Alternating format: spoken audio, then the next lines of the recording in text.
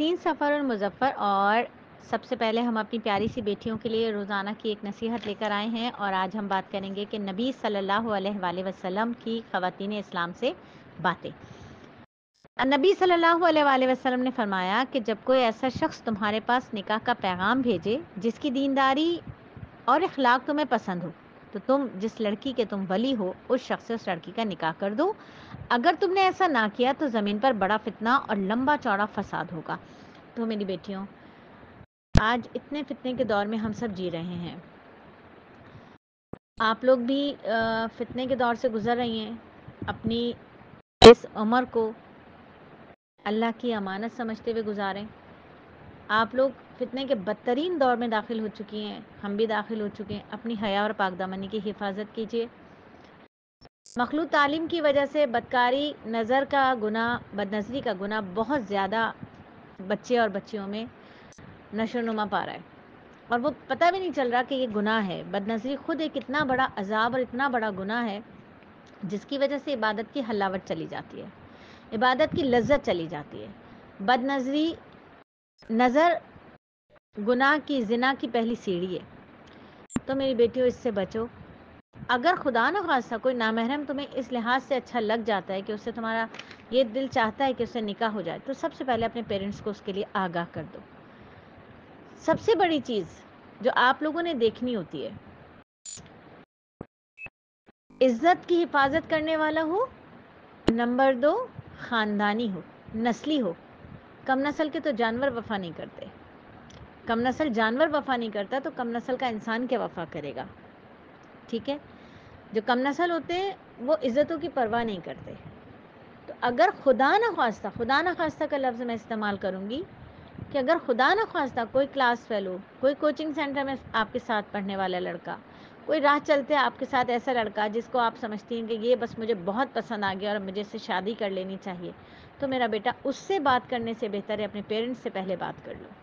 ماں باپ کی عزتیں اپنی مٹھی میں لے کر آپ سب باہر نکلتی ہیں، اور یہی بات میں اپنے بیٹوں سے بھی کہوں گی کہ آپ آنے والی نسلوں کے امین ہیں، خاندانوں کے سربراہ بنیں گے انشاءاللہ تعالی۔ تو اپنی حیا اور پاک دامنی کی حفاظت کیجیے گا۔ شیطان کا فتنہ، بد نظری کا فتنہ آپ سب کے اوپر بہت زیادہ ہے، کیونکہ آپ ہر وقت باہر ہیں، ڈینجر زون میں ہیں۔ اللہ آپ سب کی حیا اور پاک دامنی کی، ایمان کی حفاظت فرمائے، اور اللہ رب العزت آپ کو حیا اور پاک دامنی والی زندگی گزارنے کی توفیق عطا فرمائے۔ تو میرا بیٹا، زنا سے اوائڈ کرنا، نکاح پہ فوکس کرنا۔ نکاح وہ جس میں ماں باپ راضی ہوں، جس میں ماں باپ کے سامنے عزت کے ساتھ بیاہ کر اپنے شوہر کے گھر جاؤ، ایسا نکاح کرنا۔ آگے بات کریں گے کہ انشاءاللہ جب آپ لوگ والدین بن جائیں گے تو اپنے بچوں کو آپ نے نبی صلی اللہ علیہ وآلہ وسلم کی پیاری پیاری باتیں ضرور یاد کروانی ہیں، اور ایسی باتیں جس کے لیے آپ صلی اللہ علیہ وآلہ وسلم نے ارشاد فرمایا، 2 چیزیں ایسی ہیں جن کے ارتکاب پر اللہ دنیا میں فوری سزا دیتا ہے، ایک ظلم و تکبر اور ایک والدین کی نافرمانی۔ تو میرا بیٹا دیکھو، ابھی جو ہم نے پہلی بات کی وہ یہ کہ اگر خدا نہ خواستہ کوئی نامحرم پسند آ ہی جاتا ہے تو والدین کی نافرمانی نہ کرنا، کبھی خوش نہیں رہ سکو گی، کبھی خوش نہیں رہ سکو گے۔ والدین کی زندگی تجربات کا نچوڑ ہوتی ہے، والدین کی مان کے چلو گے، ان کی دعاؤں کے سائے میں چلو گے تو خوش اور آباد رہو گے۔ نبی صلی اللہ علیہ وآلہ وسلم نے ارشاد فرمایا، وہ شخص جنت میں داخل نہیں ہوگا جس کا ہمسایہ اس کے شر اور فساد سے محفوظ نہ ہو۔ تو اپنے پڑوس کا خیال رکھو، لیکن شریعت کی حدود میں رہتے ہوئے۔ پڑوس کا خیال کا مطلب یہ نہیں ہے کہ پڑوس میں کوئی لڑکا یا لڑکی رہتی ہے تو اس کا خیال رکھنا شروع کر دو، ایسا کچھ بھی نہیں کہا شریعت نے۔ اپنی حدوں کو پہچانو، شریعت کی حدود کو پہچانو، اپنے مقام کو پہچانو، اور شیطان اتنا بدترین دشمن ہے کہ ہم نے سورہ کہف میں بہت اچھی طرح پڑھا ہوا ہے، اسے سمجھا ہوا ہے کہ شیطان وہ بدترین دشمن ہے جس نے ہمارے جد امجد، ہمارے بابا آدم کو، ہماری اماں حوا کو جنت سے نکلوا دیا تھا، اور جس وقت شیطان حملہ کرتا ہے اس نے ہمارے والدین کو، یعنی ہمارے بابا آدم کو اور ہماری اماں حوا کو برہنہ کروا دیا تھا۔ اس کا شر ایسا تھا، اور آج بھی اس کا یہ شر رکا نہیں ہے۔ اگر یہ کسی کے خلوتوں میں، کسی کی جلوتوں میں کسی پر اپنا شر پھیلا دیتا ہے تو وہ شخص اپنی خلوتوں میں ننگا ہو جاتا ہے، اسے اپنی عزت کی پرواہ نہیں رہتی، وہ اپنے تقوی کے لباس کو اتار پھینکتا ہے۔ تو میرا بیٹا، اس کا یاد رکھنا کہ والدین کی نافرمانی در حقیقت زندگی کی بہت بڑی غلطی ہوتی ہے، جس سے دنیا بھی خراب ہوتی ہے اور آخرت بھی خراب ہوتی ہے۔ اور پھر ان سب سے بچیں گے کیسے؟ پردے سے. پردے کے ذریعے ہم ان تمام چیزوں سے بچ جائیں گے کہ پردہ عورت کی عزت کا محافظ ہے، پردہ عورت کا نسب محفوظ رکھتا ہے، پردے دار عورت کا نسب محفوظ رہتا ہے، پردہ نسوانی حسن کا محافظ ہے، پردہ شرمگاہ اور نظر کی حفاظت رکھتا ہے، پردہ دلوں کی پاکیزگی اور طہارت کا ذریعہ. باپردہ عورت اپنے رب کے زیادہ قریب ہے. باپردہ عورت اللہ کی حفاظت میں. پردہ شیطان اور اس کے اعلیٰ کاروں سے بچاؤ کا ذریعہ ہے. پردہ تقوی کا لباس ہے، عزت کا تمغہ اور حیا کی دلیل ہے. پردہ عورت کو فاسقوں کی شرارت سے محفوظ رکھتا ہے. پردہ انسان نما بھیڑیوں کی تیز نظروں سے بچاتا ہے. پردہ عورت کے نیک ہونے کی دلیل، اور ایسی عورت 70 اولیاء کی عبادت کے برابر اجر کی مستحق ہے. پردہ. اب پردے کو اچھی طرح سے سمجھ لینا میرا بیٹا کہ پردہ کیسا ہونا چاہیے. ہمارے زمانوں میں ہم جب چھوٹے ہوا کرتے تھے، ہمارے گھروں میں پردہ ہوتا تھا. پردہ دروازے پہ لٹکا ہوتا تھا، کبھی دیواروں پہ نہیں لٹکا ہوتا تھا. وہ دیواروں کو ڈیکوریشن پیس کی طرح نہیں لٹکایا جاتا تھا دیواروں پر، بلکہ دروازے یعنی ڈیوڑی پر ہوتا تھا.